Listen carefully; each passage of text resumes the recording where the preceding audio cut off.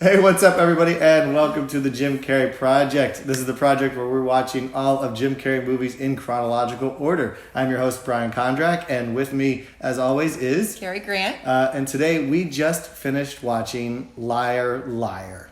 This is Jim Carrey's movie. Sorry. This was released in Hollywood on March 18th, 1997, March 21st, 1997 in the United States, and then June 12th, 1997 in the United Kingdom. So it had quite a few releases over there. Yeah. It's about 88 minutes, and it's directed by Tom Shadyac, produced by Brian Grazer, written by Paul Guay, Stephen Mazur, and then it stars Jim Carrey, what's her name? Maura Tierney, Jennifer Tilly, and Swoosie Kurtz.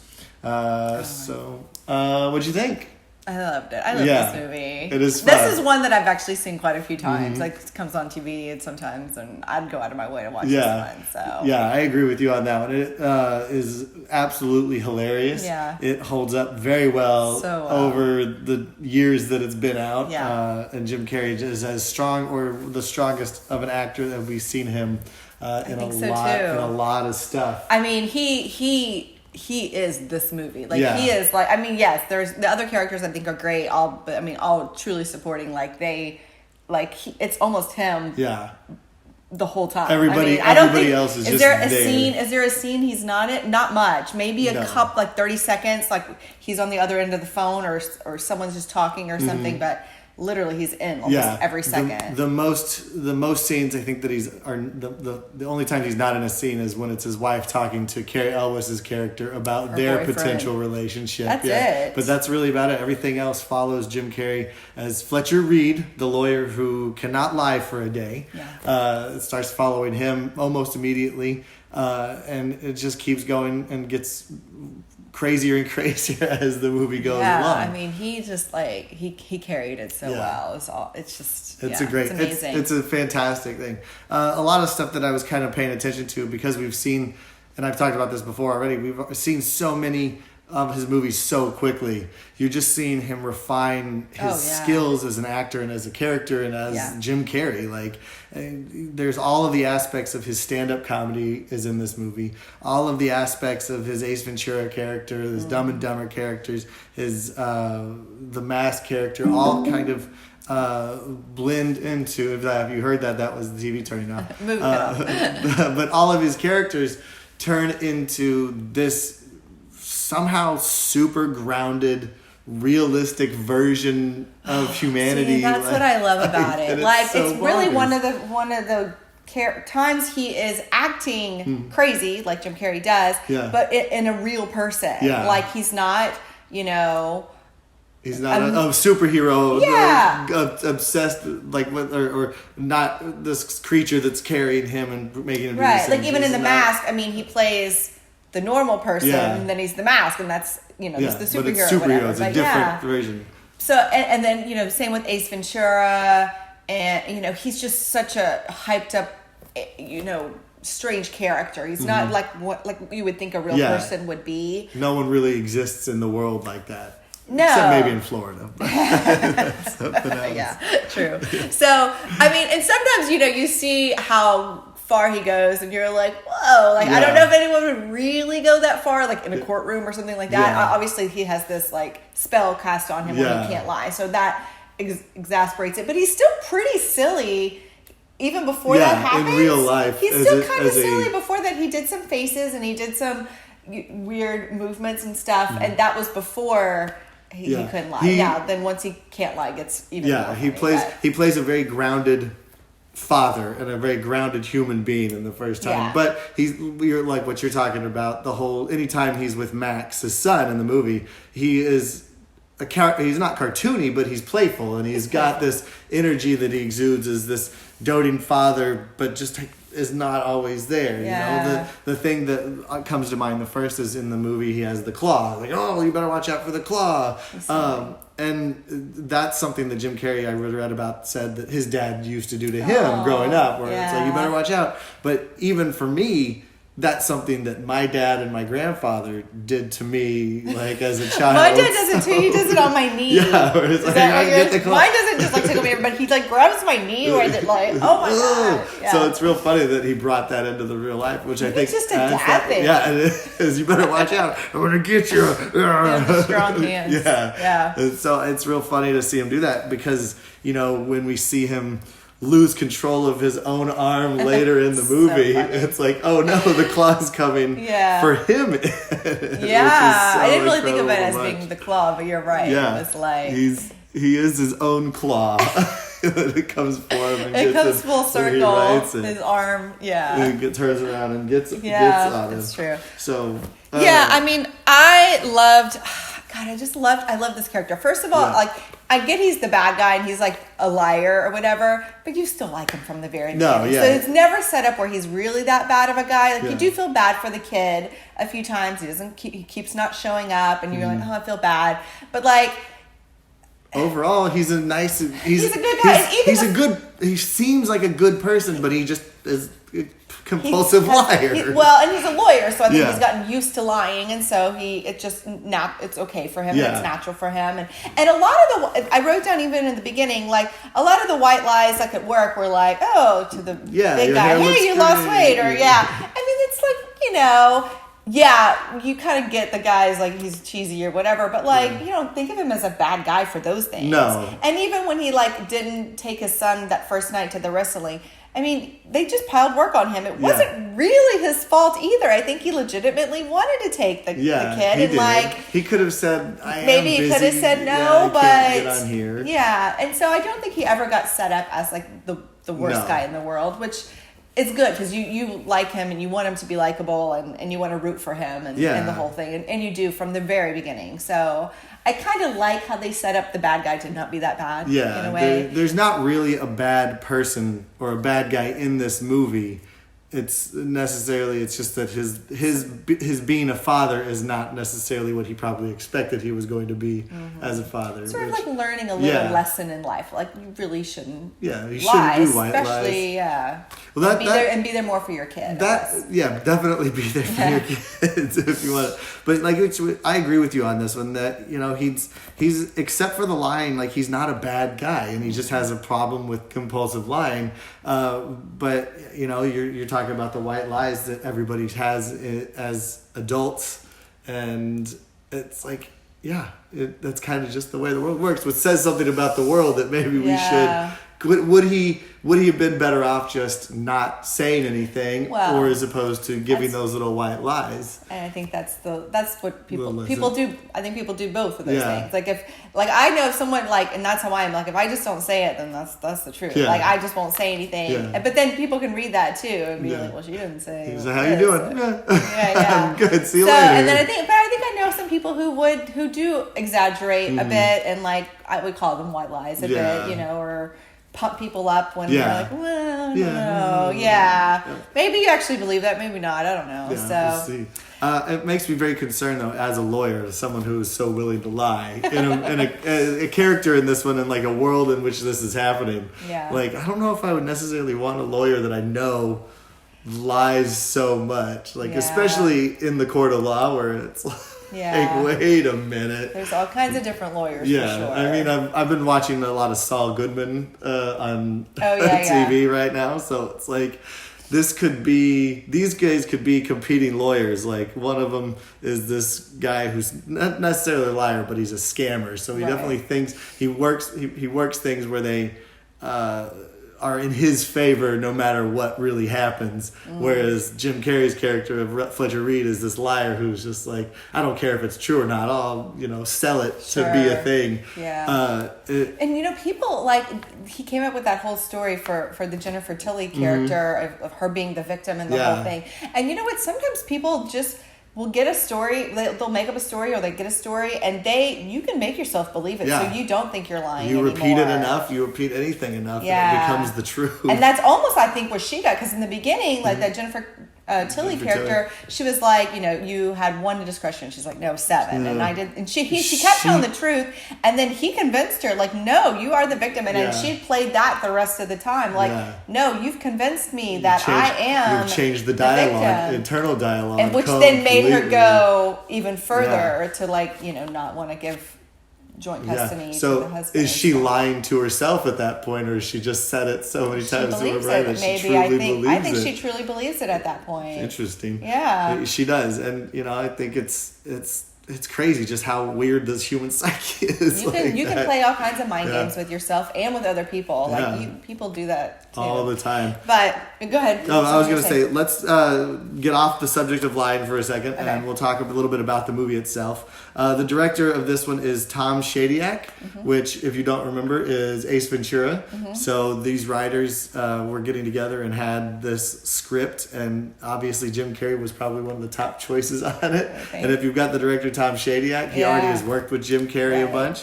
And it's actually the first of 3 collaborations that we'll see. I think the third one is Bruce Almighty, which will be just around the corner from here, where we get to see those 2 guys play it again. And it's another one where something weird happens. Those are all 3 good, solid ones that I would watch again and again. Yeah. And it makes me really happy that as we're going through this project, like this Tom Shadyac, who was like, oh, he got dumped for the sequel of Ace Ventura. He got dumped for another movie that we talked about already. But they come back and the strongest movies that Jim Carrey has in his career are at least him and those 2 guys working together. Yeah, you work with people, and sometimes the script is different or the right one or whatever. So good it's for him. Exciting. Yeah, I'm very excited about it as we get there. What were you gonna say? Well, I was just gonna. I know I talked about the lying and stuff too, but I loved Jim Carrey in this father, adult husband role. I thought he was, because we hadn't really seen that much. Like, he kind of had a little girlfriend, like with Cameron Diaz or this and that, but like even when they're like in the beginning with his ex-wife, like the chemistry between them is so cute, and and she's like sick of him, but she still laughs, and like he is just so endearing, and that, and also, I mean, obviously as the dad we talked about that too, and I don't know, I think this is the first movie where we've really seen him with kids, and I would not consider this a kid movie. No, not one bit. No, there's definitely too much adult stuff going on, but I feel like, I mean, Jim Carrey is just a natural for kid movies. Yeah. And we're not there yet, but you can see this is sort of the beginning of like how great he is with that kind of genre. I mean, he's a kid himself. I mean, that's what he does with all of his physicality and his silliness and everything he does. And I don't know, like,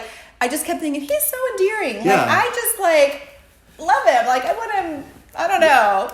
You're talking about that, and it made me think of Doing Time on Maple Drive. Like, that was a real family drama, and he was very endearing in that, even though he was going through tough times. But he's been endearing in everything that we've ever watched him in. But you're right that he just very much becomes this doting father figure. And it is absolutely fantastic. I actually made a note about that one, where it's just like we really get to see him as a real person, and like just being the endearing guy that Jim Carrey, that we've seen him become, even in his absurd characters. He always has part of that. That is a real honest thing. He did say in an interview when this movie was coming out that he was very excited to not play a character that required massive amounts of makeup, changing his hairstyle, but he got to play a regular person and be just like, all right, time to be in character. I'm wearing a suit. I'm in character now. I don't have to worry about it at all.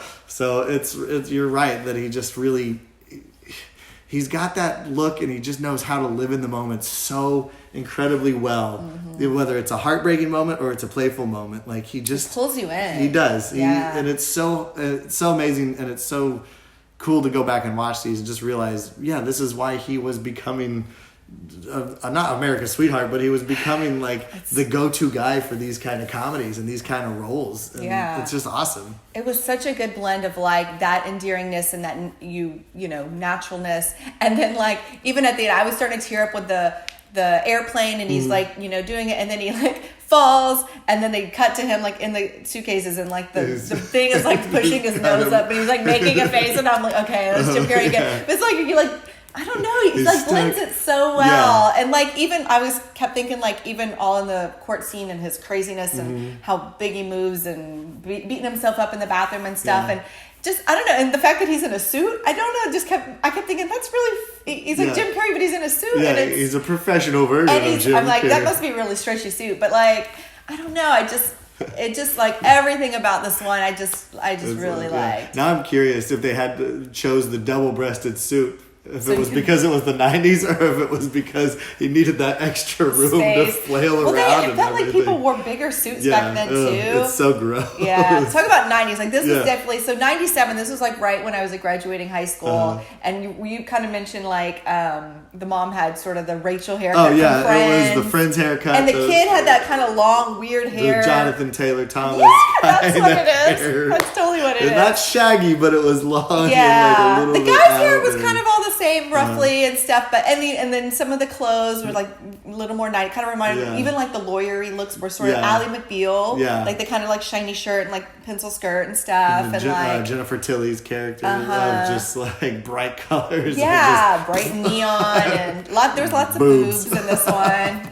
Her and the other one in the elevator too. Low cut shirts for business casual. But I kind of like the night, and even like the mom, she had those kind of like Lucy pants and like Lucy shirt, like kind of the mom look of the 90s. I know exactly what you're like talking the mom about. look now is more like skinny jeans and stuff, and it was kind of that. It's so funny. So I mean, I kind of enjoyed seeing that part too. That was the only part that doesn't like. I mean, what do? It doesn't hold up. But I mean, it's style, so you just can't. I did read that the other thing that doesn't hold up is the airline, Transair or something. Oh, right. In the TV version of it and the international version of it, they've edited all the Transair parts out, so it's just air.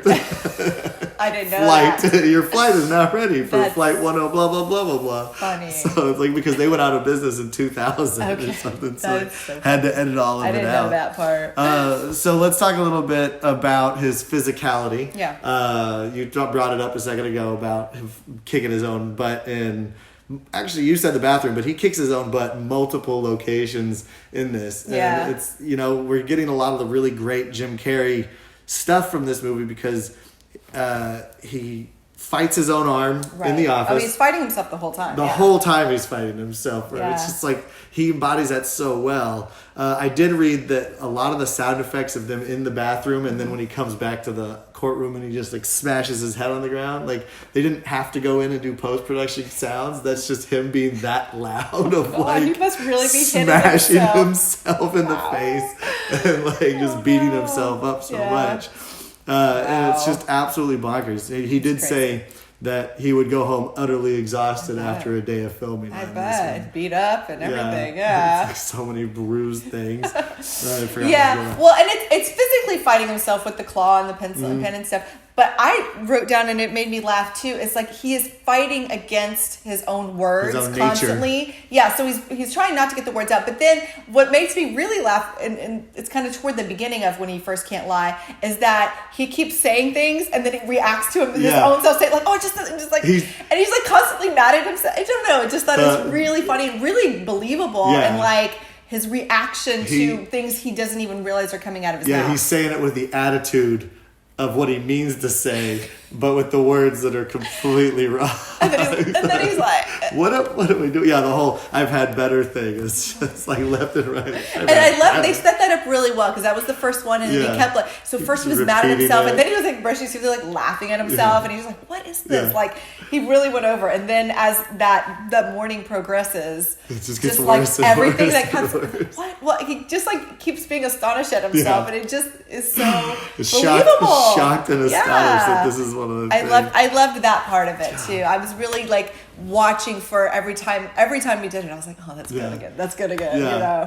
I was just thinking that it's not very much of a quotable movie because there's so much physical activity and physical like comedy in it. But there is one line where he's when he's in the bathroom and he's fighting himself. Like that is one of my favorite lines of any movie where the guy walks in and he's just like, what? He's like, I'm kicking my ass. Do you mind?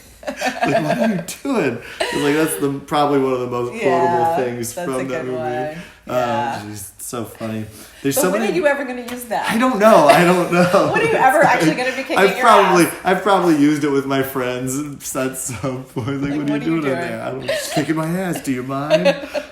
He is quite a salesman in this movie. Yeah, totally. We talked about that a little bit about how he sold the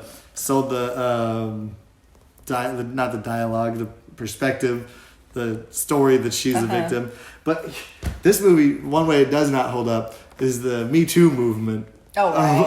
Well, yeah, for sure. Like, this is another situation where it's like, what is this law firm about if, I need you to come in and work late. I feel like so sometimes in shows there's still a little bit of that in different shows and movies and stuff. But yeah, it's definitely an extreme version. Well, we filmed something very similar to that too recently.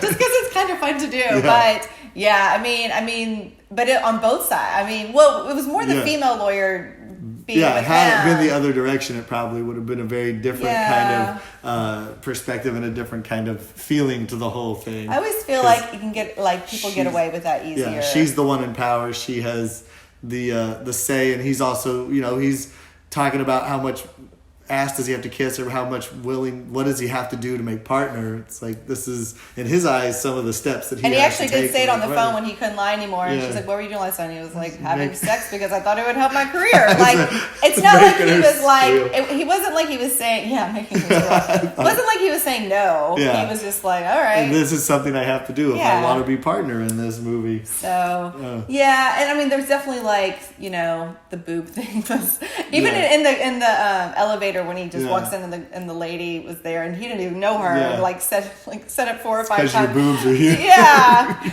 And then the mama thing where he sucks on it, it's like a little bit much. Yeah. But it sounds weird when we talk about it. If you haven't seen the movie. If you haven't seen the movie, you need to go actually to go see it. It's real funny. So there's definitely some parts like that. Yeah. But it's just a super fun. Still kind of fun. It's still just a super fun movie to watch. Yeah. I do know that there are some other strange connections to other stuff he's done in this movie.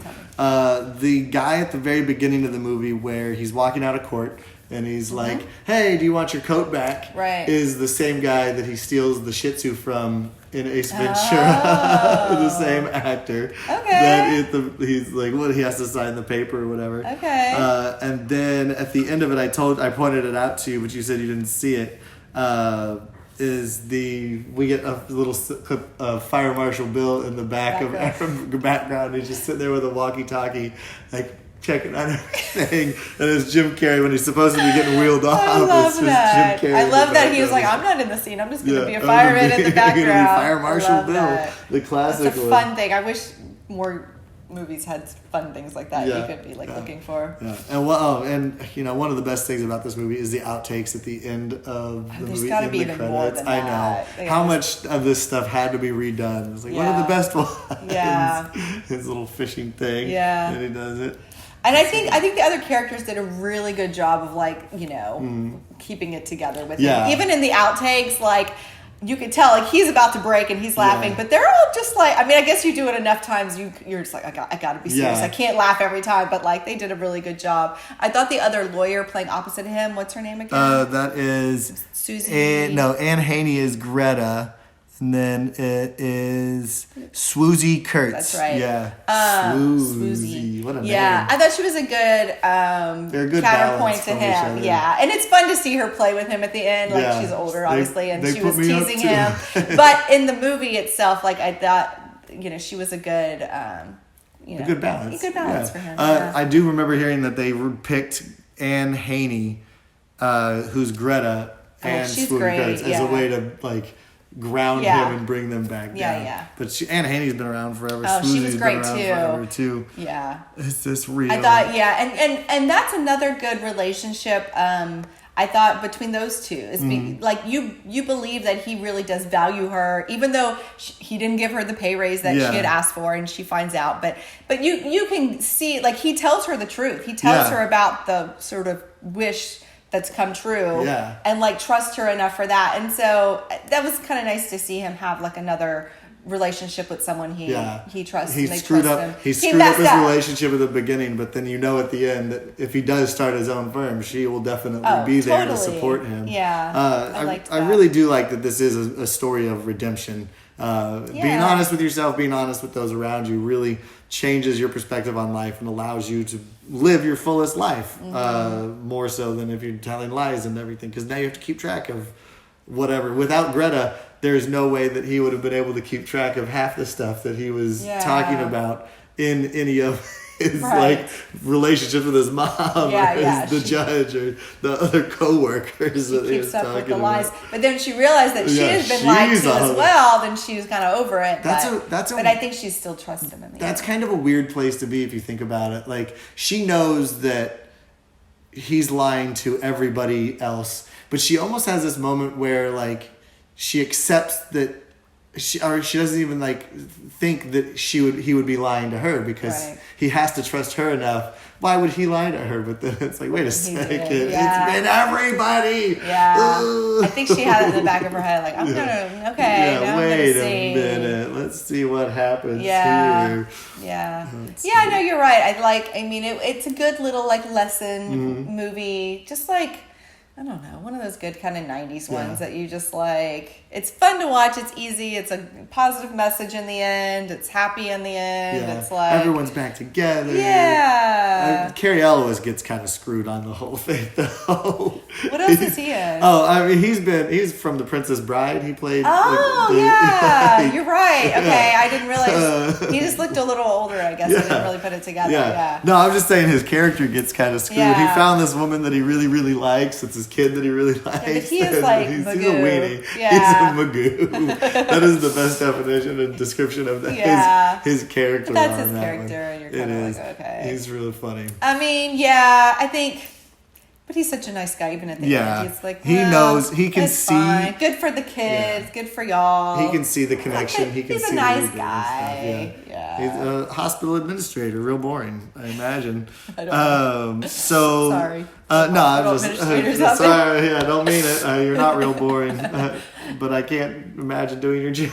I can do mine. It's probably hard. I know. So this movie, like I said, was released in 1997. It was a budget of $45 million, which $20 million of that was to Jim Carrey again. Yeah. So he's reached that. I'm always like, these are big budgets, but that's why. Yeah, he reached that $20 million with what was it? Ace Ventura 2? Yeah, it was Ace Ventura 2 that he got. So this it was it was. Nope, it was the last one we saw. Cable Guy? Cable Guy was 20. The one before that was 15. Okay. So now he's reached that threshold. He'll probably stay here for a little while, but that's still half the budget, a little less than half the budget. However, it did end up making $302.7 million. So it was definitely worth that extra cash to shell out to him for him to do it. So I mean, if this is the DVD that we watched, so it's like I didn't have to worry about renting it again, but we would have kept helping him pay for it. Yeah, I know. We're still giving him money sometimes. I know. Yeah, occasionally. We'll next week. And I think this is like a great date movie. Like, I think the guys who I would have been 18 at this time, but the guys who like Jim Carrey and think he's funny and enjoy all that, and then the girls who are like, oh, okay, well, there's a little story and the kid, and it's kind of more family. I totally can see this. I'm not surprised it did really well because I think I probably would have gone to see it as a date. I probably went out on to it on a date. So I'm trying to think. I hope I did. In 1997, I was. You were a little younger. I was junior high. I know exactly who I would have been going on a date with. The one girlfriend. I had in junior high. You off. Yeah, exactly. She's like, you're going to have fun with the Jim Carrey movie. So. that? Oh, yeah. So, the other thing I did want to talk about, Brian Grazer is a real big producer. Yeah, he's done a lot of good stuff. I think he's done a lot of stuff with not Tom Hanks, the redhead guy. Ron Howard. I think Brian Grazer and Ron Howard did a lot together. Yeah. So this was actually one of his first projects that he was involved with. Yeah. Which sets him on a path. It's probably not one of his first ones, but he definitely was a lot of people didn't want to buy the movies, and he's like, "Oh, do it," and look at it, $302 million later. Wow. So we're wrapping up, I think, right now. So what did you think on your rating wise? Oh gosh, I don't know. I'm trying to think of. I'm gonna like any others even more than this. The ones that I've seen already, but we haven't got to. I mean, 9.5. I'd say. Yeah. Like I don't. There's not much this one is missing for me. Yeah. Really. No, I agree with you on that. I give it a 9, a solid 9. Yeah. Just because I don't know what movie. Bruce Almighty is one of the movies that I think I will end up giving a 10, just because what I remember of it is like it's this kind of character. This something crazy happens to him where he's a real person that he gets his weird powers or whatever. Yeah. The storyline's a little more creative. Yeah, I think so. I think plus it's got Morgan Freeman as God. Like overall, the movie is I think a better movie. Probably. But this is a solid 9, and it holds up incredibly well. Jim Carrey's energy and Jim Carrey's ability to do the things that he does in front of a camera, and just also his knowledge of like the framing too, like the moment where he's on the phone and he gets pulled away from the phone, but then he comes right back into the screen.